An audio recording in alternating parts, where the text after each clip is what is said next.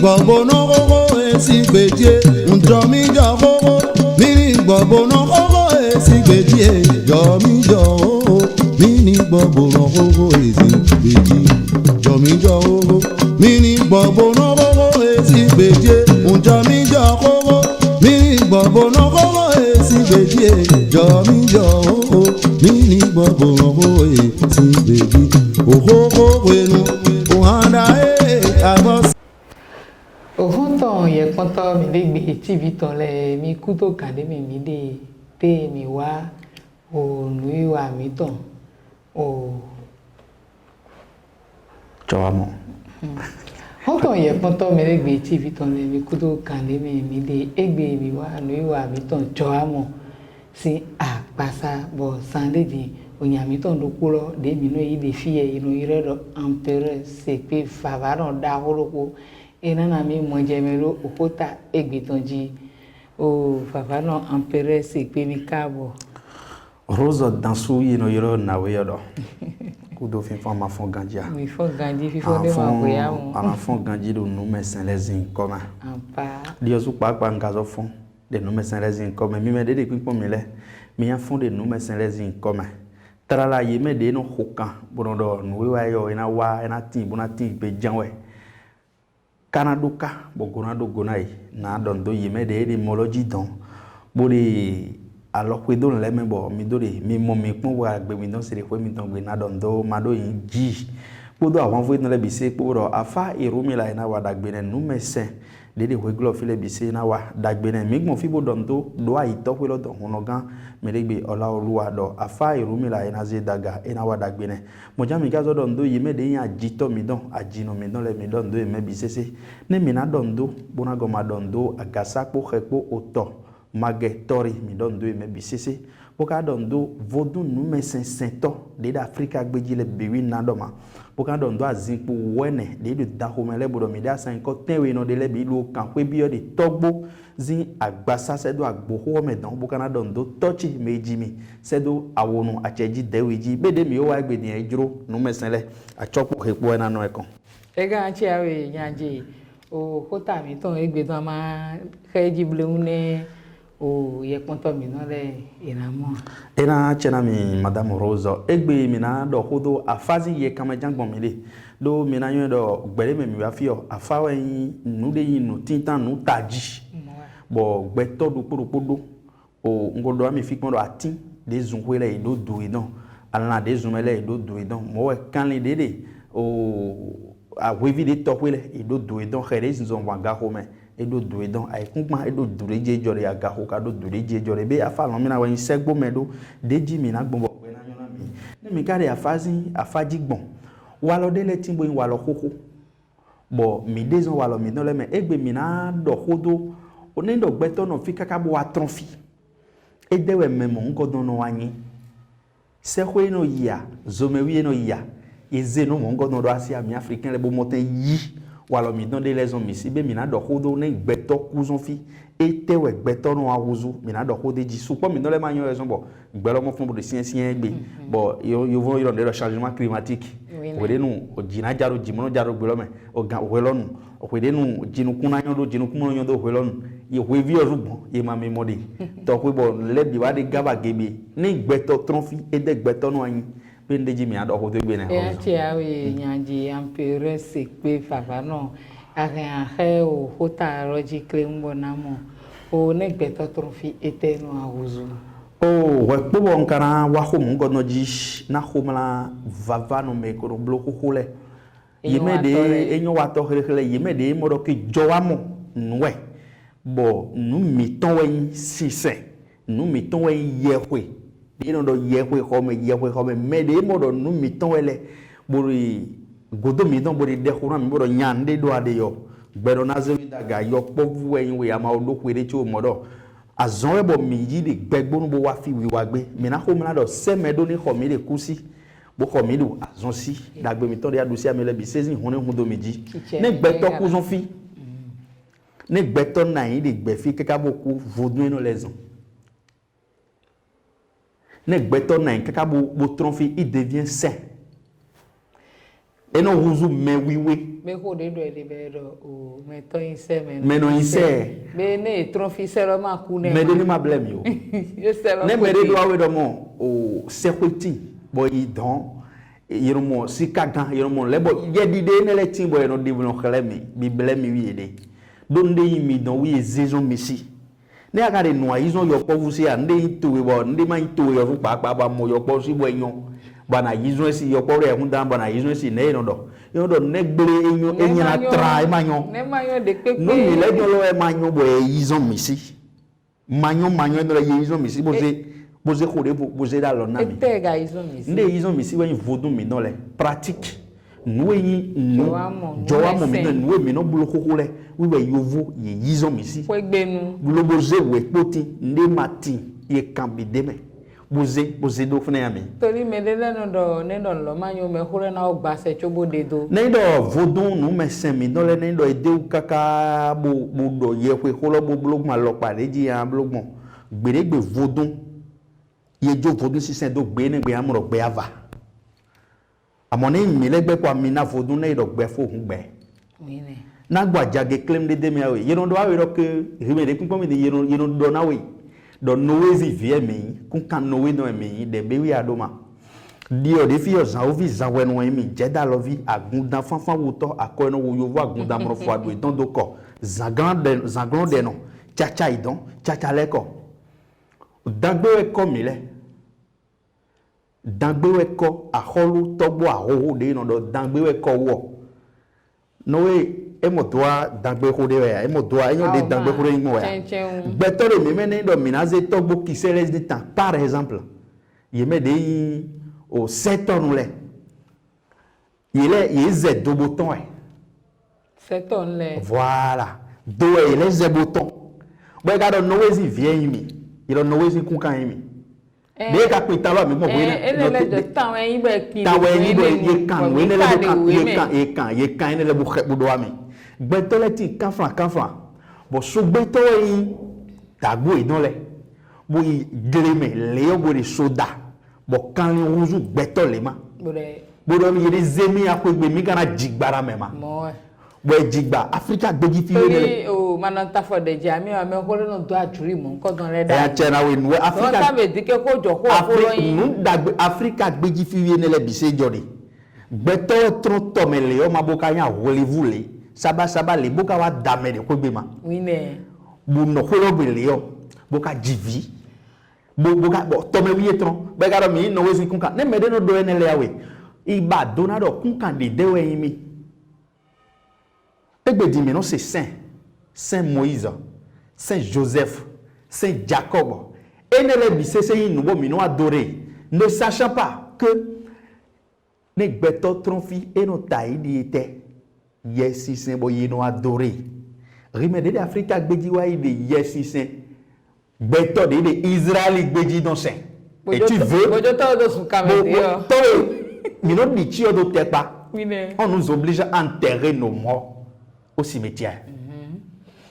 bon programme mi no le zo ma gba pon do e te ka enu yo ja yin gbe aholu supporting bo e mojo di enu tepa e do fide no di enu c'est lié c'est des lieux sacrés ne gbeto do pokuzon fini awada gbegbe fi azo wa yana kan gbe fi an so aho no bire wa otron fi ne gbeto do potron fi bo e fo yesu de no fonele ne gbe ni amo ta lo de sien bo de sien e ma zo yesu de no fole fo do ne gbeto wa gbe metro lo de akuru no jesus de wa ho c'est non existant no ne le matetin we nde do mi jesus nde matin gbe fi mo we ma de tron côté ne we de wa mi bi bibeli me be ro ye fo yesu ne po ahwane awe po oui ne to de mo joy ma so do e bo ne yesu fi fo ma ti ye ma ja yesu fo ne be ahwane ro de fo yesu ne na e de wi ye fo yesu amede e o yo ga ji to e bo ro mo so mu wi na hadeji e blo do awo de sudu na vilo we nyona de vilo ka wa gbe me ade nyona lo briser ne do vile mo do pe de gbe ku parce que ye ma de gbe khodo gbe na ye ne do afo yesu wa video de gbe fi gbe to wa gbe fi be fo yesu ne e do kle do video wa fi buna no akole me boka na wa nde fi ba zema na pe we don bo ma na pe we don menyana kare ma na pe we don we yesu de no fo na vi ne afɔ yesu ne ɖeka bo kan afɔdze tefa bo kan dzɔtɔ bo yi fa la virɔ ebe bo de do nɛ ne mɛlɛ ka nɔ fi kaka bo atrɔ fi ede dandan kpo bo edo na wa yi dɛ ye do na zɔ fɔ yesu de fɔ ne da yɛ ye la fɔ yesu ne bo kpan ye do mɛko ne lɛ gɔn ne dze dɔn lo mɛko de o fi ne koko lɛ yan amɔ vi mi dɔn wa lo de wa o àwọn adewo wa fún gbẹmẹfi yọ nu dagbe de lẹ wi wa gbẹmẹfi yọ ye na yi do cercle dɔndɔn mɛ de yóò fɔ yesu ne ye na yi do cercle dɔndɔn mɛ mais e ma obi instance de décision mɛ e gbɛsɔ kpo étape de bo de a se dɔ ye do ami yɔdzi ye do azãtiɛ wɛmɛnu ye ta mi ɔgbã do yagbaglɔ ye wale mais lɛ ye nɔ xɔ nyɔnu lɛ nɔ xɔ na mɛ vous comprenez ye bile ne lɛ fo kaka bɔ étape ne lɛ wa yɔ ye na dɔ yɛ na yi do asan le mɛ o dɔn yɔ xɔ mɛ mais ne de tantan mɛ asan le mɛ o dɔn ye na ze yi do yɔ xɔ mɛ ne ezi asan le dɔn yɔ xɔ mɛ il devient saint. Il devient un combattant. Il devient saint et il devient combattant. Eguzu awafuto. Eguzu unjedo mediko yogbitodo. Wenu ejemo ni don de jija revi memongo don de jijawe. Ni ajaha bohemi. Bohende no kude na yekomele. Bo kude bodo nuwe de lechigmo ami lewi chigmo ami de. Mi ozumi do mawo bodo nous mais c'est le mi dodo bedonji do mo vide ko de yo ko me gbere bo bi o dagbe ogun mamuaji oka bo me ho no di kamaro o vi ma yo ajiviza we no anika di ero me de vo mo ho gbo iwudo me de wezi vodungba bo yo ko ya jije le tan no le on prie et vous savez ndeno yo ko c'est vraiment dangereux c'est lié vraiment sacré lié de ebo fide ebo infimi me oh ado ko de bo friend me we ezon mi ado ndo o ngan ola ora medegbe torí ne su kweta tegbe enu friend to da ho papa ho enu friend cheji dandan tegbe bono yo edonji bono ko de bono gbodeji voilà bo so isan c'est très important. Vous savez, mais il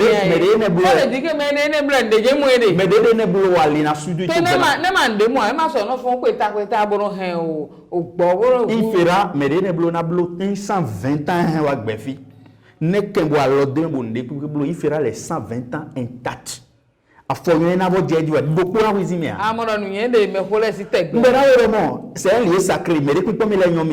Ye mono ba merci ye mono ba kwesi bono biyo yo home eke on sait ça pour mon kaka jegbe ene wo ma do kon nou ve ndo kon ne ya be vide no ba kwesi ye ma so biyo yo home ye kano de nu nyanya o kwezi nyanya le gbe meton si nyanya le on a dodo nyala do kwetome le obiyo yo home ya c'est un lieu sacré egbedi magba jagero ko den bodo awdo ne ndo kan falama musulmi de pinpon mi la ni so ko kemi ma ne do musulman le ne jeyi pere na ifide no yi ye no yi mek bono ko de don ne do au pays occidentaux le ye jeyi mek fide no yi ye no ye jeyi pere na ifide no yi ye no yi occident bono ko ye no occident bono ko de don ne do ye me de christian le ye jeyi de ko gbe fide no yi ye no yi o na yoro flo Vatican perena iwe no perena ye no Vatican wi no ide ye me de kazo yin o Inde zimeleo ye me de yin me no blo chinois le ji yo ne ye no idombo re blo fide togbo idone de ancêtre idone de o ye no ibure ko de don de ne africain je perena ya yon fide no ya to ene le me wi africain le no yi parce que ye wa do ayo mo ye le ma do maude munde ga pon ye ne ma ye wa boado africain golu jolu de mi ye wa boado amiro on n'a pas de Dieu non nous colon le plan ye ne ma on ramasse nos sous pour aller enrichir ces pays là mais ne le de ko do go alors que mi wedo dokulo c'est vous la chose mi le weyi nulono mi le wedo finilo mi le weyi la terre promise on est venu détruire ça. Le colon est venu détruire et nous ramasser ces biens-là. Maintenant, ne abadon nous n'ayons ami bon. Adjo towedo. Bedo towelo asani don wi ambio dagbo no anyo. Bo ye maka fo yeso Israeli don awe. Ba no je kloro mo ye ko Moïse ni wade agbe ami. No mi me Maria. ni wadagbena mi Maria Yesu de bo ye fone oui ne o beyanze le no fi bozi azidaga bedote bedonte dawo beyanze le no fi bo jere ku ho bo bena yo volo mo mile we bele do mo nde ra bo do mi asiye mi mana siye o penglare o beto su po we idoku won te do nde ra ba ye do ye rumelo bozi alo idon ganu bo do mo ye asiye be kha lo bo we ma lo bo gbe bo do mo nde mi gbe bo yi me ko mi no legon mi le mi do mi mana blo ko wo de me ne do e ni rio anofi Africa gbeji bo ko de bo do mo ko kondo ko de azan kefi pazema pe we bo ma pe we nyana do gbeto nyana kare ma pe we ye ya zejire do we ne bo ma di ye budre do we be ma di ye pejire do we be ma di ye do nu me we ma di ye vo wa ko azan ko bo riposter e be de ko wo ne de azan ko ne no na mi ko wo ma do ko wo mo ngo ma do no ken to jele mena nya ko wo ai gba ji fi ewie no bo wa no ma ni adomo ina na ko wo la kai ma na o ya zo home ma cha pon pere ma ndo na do mo ni adomo e na ko wo kai ma na e ana jo ma na zi apajire meruku don ahore no gbe fi be no yo gro ko lu dutu ahore ko mi le kan flama glo le ni so ko kemi yero ma do afforde e ma ka so do awa boya holu bo jivi e no jivi boto le kere wi no di yero de azan pe bo e janu do tegbe eze bo ze do ai kloji bo de gbe na ohun gbede ohun mi no toji hu de no ya toji hu de no ya ko mi no de no ile ya adido be de hu se do e de se do toji e de se do ai kloji bo do avie do le me de do le bi do yin bi e me ama me nyama do afo e ma do awa dio ma se tan pon bo de gbe na ohun le ko ro mi ne ebe yizo glo jigbe takabo wa ya fame ọpẹ fiele bi deme wi ye jiran bo do nya lo no nya no kun hun wa yi kloji bo do gba yo do na we akon we gba je hun bo le bo do ne we gba nya re ko ro mi de ma do afo e ma do nde pe me e de gbe bo ze gede se ma do jihwe bo yi keka yi khe bi zo kon bo discuter po bo zo no wa boy do de je ye me de ma mo kuku don e de gbe bo do ho na vie no le bo do bondi mi je mi ma me de boya ya mo mi boya di eze alala kan wi ze kan la jiwe bo yan alala kan ago ka bo jiwe bo we ma mo kaka je gbe yan ni bo plimu mi o do bikia me ne ma nu si se ya ce sont nos ancêtres nous de mi dona se gbe me file ne ho ajone do amade ne le de pepe blo lobo mede ancêtre mede vodon wi ano khudena na ba do gbe ni nyona mi do ho we na iku ajiji matine bo ko mi don le gbe da iku ajiji ti ya ni do do kaka bo yo povure iku ho mu ne vilo ma odo 50 ans bodo 40 ans alors ndebo ku yiro mo bon ça ne va pas amo me ko de le ya ple bo ya ze fa bo tero e to to ezun bo nu ti gbon le yo bo ino kan egbe di ku wa uzo achon on e yemozo no gbado ene le pon bon des braves mi dans les il donne les dou les bigbile parce que mo fono e ba to na bo parce que il m'a do ba na gbeme don rodin a di to we me de pon mi di abi no we azebo di do tepa ça fait des années bon yana bon do yo duro afoyo o runwozu bon rale no bieme nde le no bieme bon akan le de pupe c'est a bo kare viblo bo mejo me blo de to ko me bo yi bon era kacha do ya lo pade jibo ademo ayohon we mais ayohon ne te fait rien atoma ze alotro ma ja bibi e me gbene wine e me utu wezon ne gbe to tron gbe me fi o mi me de pin pon mi de le nu e bo mi do na bloquer mi don legbe e na juro mi lo bo npitan le fi pon fi npitan lo de afi jen kana yin bo do to de eja kuku gbe bo yo vie don le bi sese bo ma dokun ayi bo do dokun de mi ma e di e po dokun do poge bon vie don le dokun de ma ga zo po na do nu bi o voma bedo e po ndo po do me de don lo e mi na jo e vile no kaka e vile ma do bedo mi o ma ndi gu vodun gu e ande we mi o ma bia e amo e ni pon fuye lo renu pe we fi nde don yo ho e ne bo yin pe do po me de bo togodo yeni no le ko ka bono a ho de fene bono pli bono do ko gbe ko o so sin ai egbe di supo mi do ma do ko gbe ko do ino do no alo yi wa wenele ina yi no alo yi wa na we ino do no alo yi wa wenele ina yi no alo yi wa na we di na mo fi bo ma do mi do ke mi zo do no torí e ma blo ko gbe do akogbe mo li do africain ma do ndi vuri bo jasi segbe ni ma yin ancêtre mi no le nuwe yi togbo mi no le zinu bo na wuri bona na ze apajere lo ko we egbe di ro converti parce que yewa bon nde yin mi dole yewa yizo mi si ochimaja madodo mana ya pajere ko amo pasteur mi dole amo sole ye no do nu yen fe nu yen do ne do pasteur mi dole me no do ye ko da de ponde ne le ne do ye de wen do ko kon di de di un jeune déposé di de jona ne do ye le wen do ko kon bo wen do ko do bo no fait face masse to gumboro do wen do ko na a imaginer nde wen do ko na o yi d'Afrique gbe yin fia mais ye te pon kaka pourquoi c'est vous mais quand vous y êtes quand France a mon dit mo y est non bon vidéo là circuler bon toi le dit pour y est non dit et hodo et wedo me ho mi donele et de pon de nyon do na za khosa et de nina bon beafi mais ne ça veut dire que moto na je me suis mis à pleurer parce que ndoro amoro y gbache mi don pour soler betodo intelligence do denana no dako togu denana no dako Afrique gbeji yeze menele bozedo esclavage parce qu'on a dit qu'il ne doit pas faire d'enfants il donna divia africain dagbe de do no de do faire no kaka ijemo ye privé de procréer imaginez un peu ça. Nous le vieux mais les boka na ko mo ngodo imaginer des Rwando Africa dans Africa Rwando na yagaro. On les interdit ça mais à Vatican pédophilie ni ko ma han donc bere. E ma te rande pepe joma. Et en Afrique nos braves nos garçons mais des yi no agbára no mi don le yebe bo be ki do fun. E gbe di rodo ko ko mais les bidets donc il y a tout là-bas. Il y a tout là-bas. Et gbe di on nana we apajire dopo bon apajire ne di mi agbon bon na no tero fe wa dokore an kan bi mi l'agriculture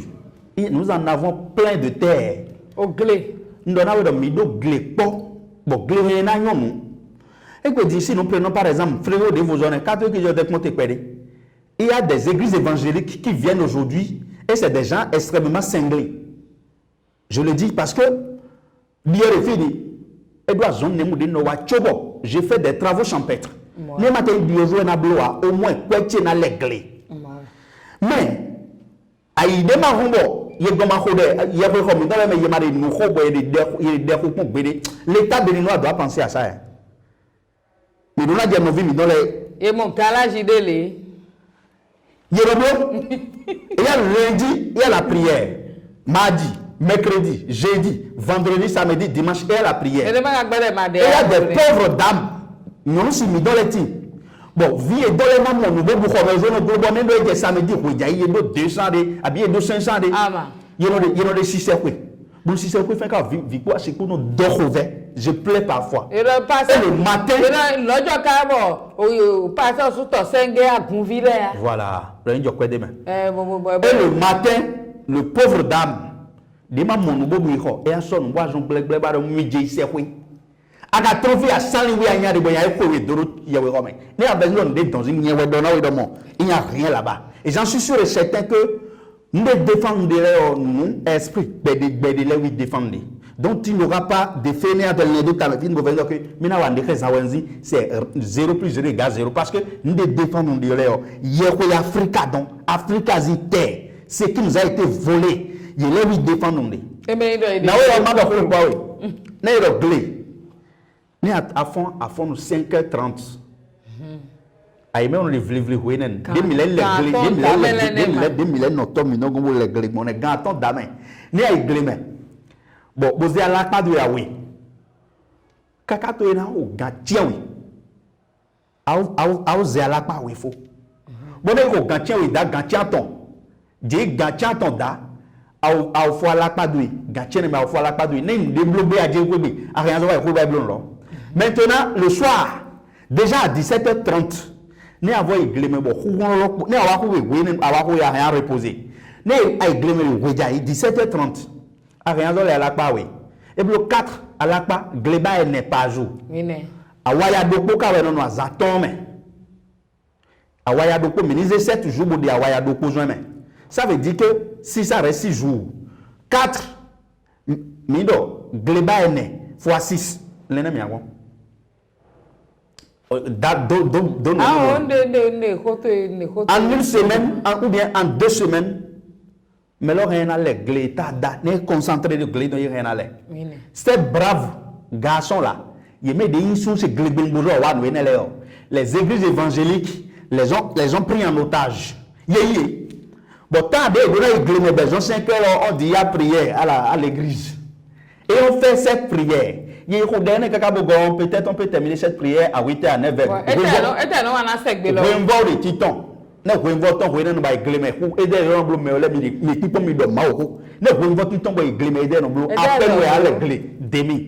Bon, tant de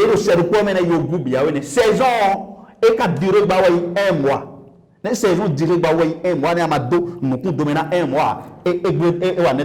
Bon, on se retrouve maintenant. Bueno ale glé à la pa oui bien la pa tomo lo Jésus na go alona depo parce que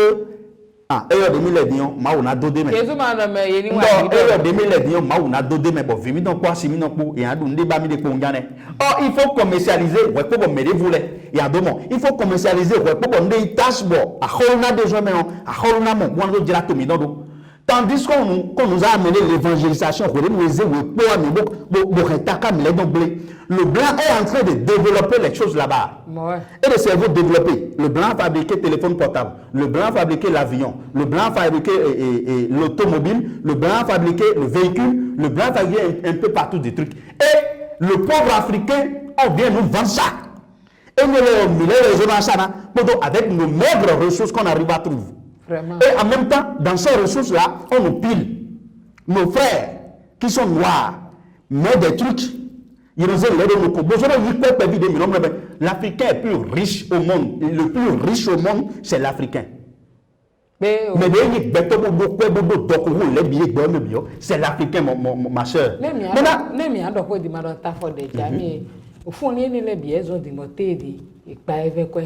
O kalimate mele malo fenle mele malo paele bo ile zingiri ko wero o nion do ko ma se na we bo ile zingiri ko bo nu bi fe kwe o wende o mele malo tambo na ikleme bo eno che ye we formation lundi wa segbe o kwetanu e chinuku ga tinde to lo me bo ama commencer ni jinuku ma jati ti gbe ne yo zo he waro de voir parce que vous tout ma de asia de autour son ba école maternelle wa. L'État béninois qui nous suit là doit enlever ça rapidement même. Et tout. L'école maternelle, c'est nous tuer. Ils ont fait l'école maternelle, ils ont fait maternelle 1, maternelle 2. C'est pour tuer le temps à nos enfants. Ndeblomi de l'heure, ndeblomi de maman non ta for de dia. Ma domiteri. Ma jado ete. Ma domiteri ko ne me. O to lindia o numi mo lo fo ye de tori nu e tu e. Ne manyo. Holmaro doalo deme boya hu maternelle de dia le fidi nendo fi yo pofu bo nja asome ma o me na do na de maternelle are boya no flen e bo vilable ko de mo école e no flen ga bo na go e ko ne mo able de école e be maternelle de ko ne mo blogbe jana maso ponto ne uti nenya maso ponto ne we so ma c'était 6 ans apa ko ne jo CM2 ça fait 6 ans. Maintenant, ils ont augmenté jusqu'à 8 ans. Il m'a invité mais là, mais pourquoi 8 ans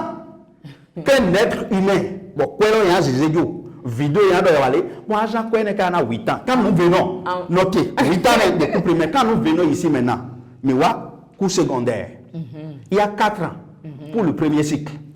6e, 5e, 4e, et puis 3e, ça fait 4 ans. Les villages ont de chance pour Madjaï. Avec 4 ans, 4 ans ajoutés à 8 ans, ça fait combien? Ça fait 12 ans déjà. Oui, village depuis passer en l'air. Si nous prenons le second cycle, ça fait 3 ans. Il y a seconde, il y a première et puis la terminale. 3 ans plus 12 ans, ça fait combien? Ça fait 15 ans. Maintenant, on a eu le diplôme adéquat de Minawajon et la regarde mon béa. Ça va faire quoi? Il va faire combien d'années? On va avoir licence, on va avoir master, on va avoir soutenir. Mais imaginez un peu. C'est pourquoi le président Taron, on doit le maintenir. Il doit redonner. Parce qu'il est un réformiste. Beto glebende bamide de Afrika de Gado a dévié bamide de la Rouzutu olene. Non, ayo comme kaka bo de 6e lablo 8 ans de 6e et lycée agricole oui ayi. On connaît bien oui. Bon gréson de ils toile mais comme bon les Africains doivent se lever. On n'en a pas besoin de Dieu, on n'en a pas besoin de les dieux. Nos vaudous, c'est les vaudous et ils menacent des filles bon noyami. On n'en a pas besoin. On vous a mis dans la tête que mes tronfillos, mina imo berebo de tia tronfi yo ho me ayi ba ba mi de jiwe. Ne magado yo ho la ida. Amado yo ho nde zo bo kwa jiji wa wale ne. Ene lo ya tia ba ka ho mo ngodon bi yo. Parce que gbeto de ma fo yesu na gbefi ye wa gbefi ma fo yesu na en wulu wa. Awa gbefi we ma de yesu ya ba meshi. Ajajo. Awuzu ndego tengo. Gbeto de nya gado kota. Et ma foi, soir, mon vie, mon gars, non, il y a mon argent, il y a mon con. Alors, mon fils, il m'a fait soir, il y a dit, il y a eu besoin de jouer. Bon, moi, tout le monde, il y a eu quoi de Dieu, bon, moi, tout le monde, il y a eu non, africain. Parce que nous, des blois, c'est pas pour toi. Mais ton vie, des codes de Dieu, bam, allez, non, il y a encore dit. Yes, c'est parce que maintenant les manants reconnaître oui, yema au foyer soir et dia wak bevida et dia kazo ku yema zo foyer soir ils vont pas te reconnaître. Des man reconnaître oui. Yes, c'est un élève no di. To ko men bonbon de nous s'aimer. Aujourd'hui, plusieurs cas m'appellent et je rigole. Ben non que mi nous senti on les surtout. Mi nous senti bon. Mais de nous nous cigare à pas mi non. Vous aurez c'est pas mi quand flan. Permettez-moi de vous dire ça. Est-ce que ça existait? Mais ça n'existait pas parce que Yessicin, qui est perdu, un être humain, un mort, un esprit, qui doit regagner, et mais esprit de ma foi dans les mains, et ma montagne, et là, il circuler. Il va s'aimer des désordres. En ce moment, coup filé, mais les wallet, à ça, mon déjà, mais les cas couper, il va gazer. Et des problèmes de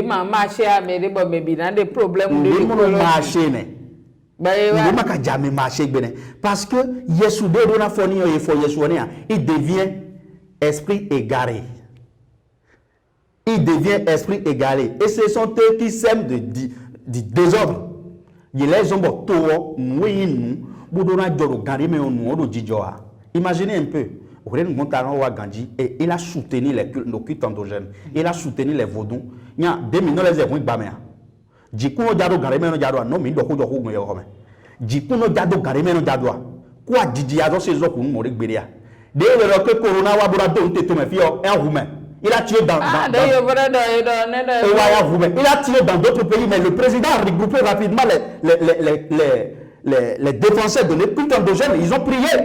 ils ont fait des consultations. Mais ça n'a pas évolué, ça n'a pas tué beaucoup plus au Bénin. Et ça ne tuera plus jamais au Bénin ici parce que nous sommes les vrais.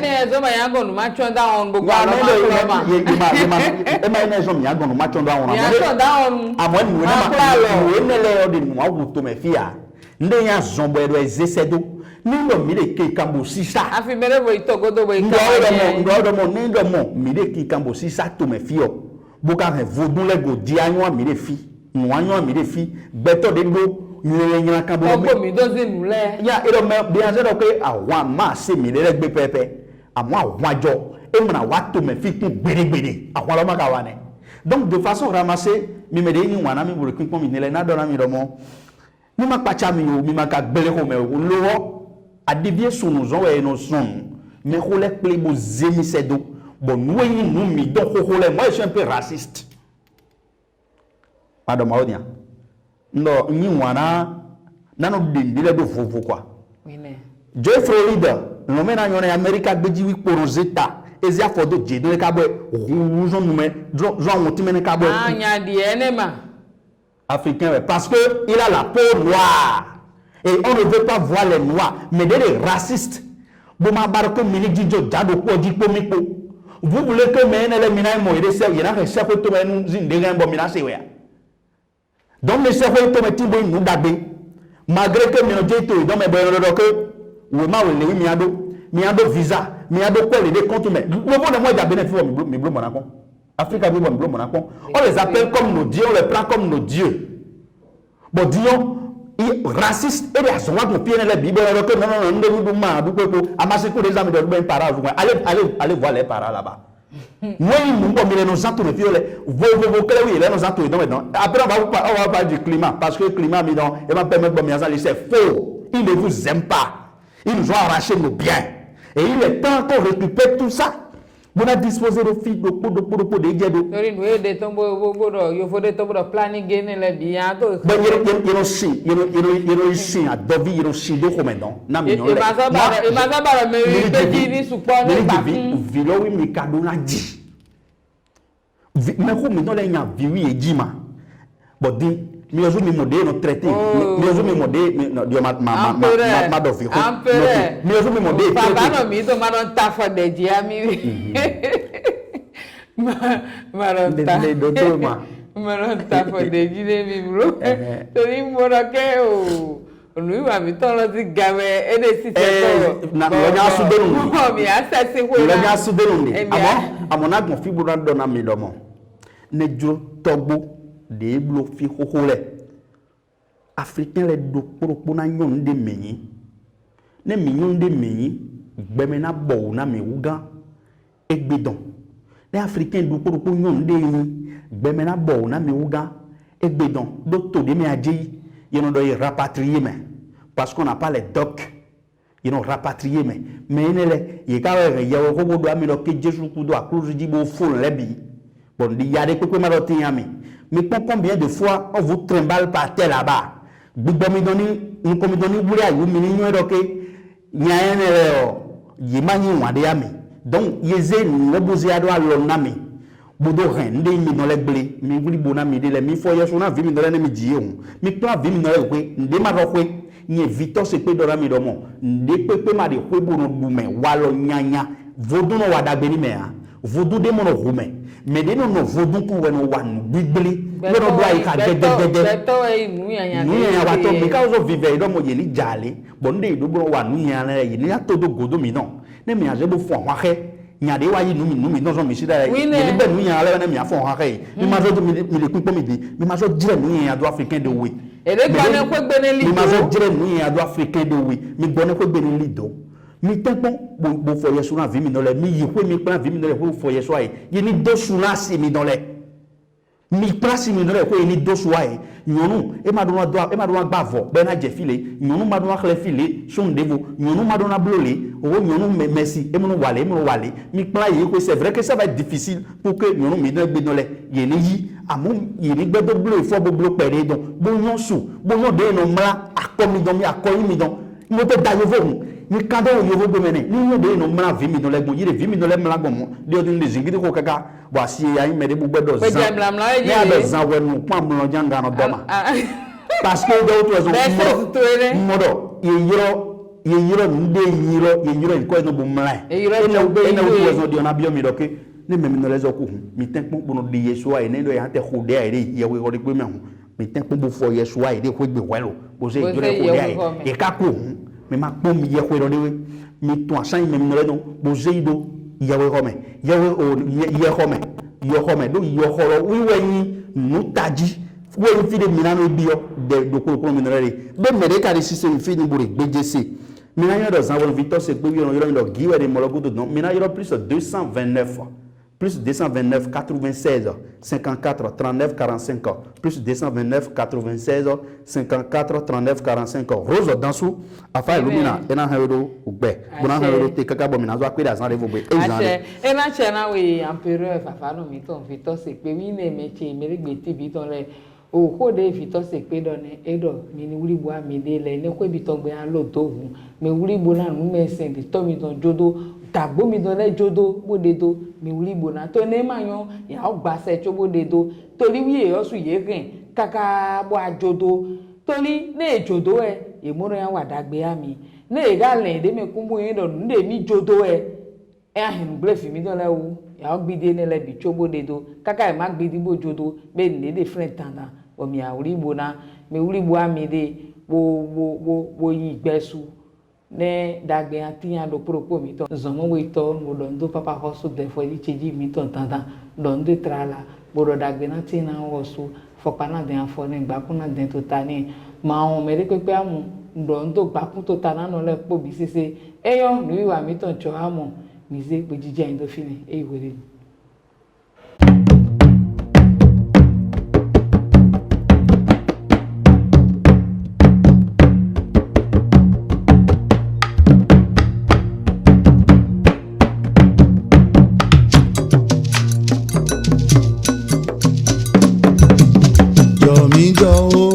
mini gbogbo no gogo esi gbedie ndo mi jo gogo mini gbogbo no gogo esi gbedie.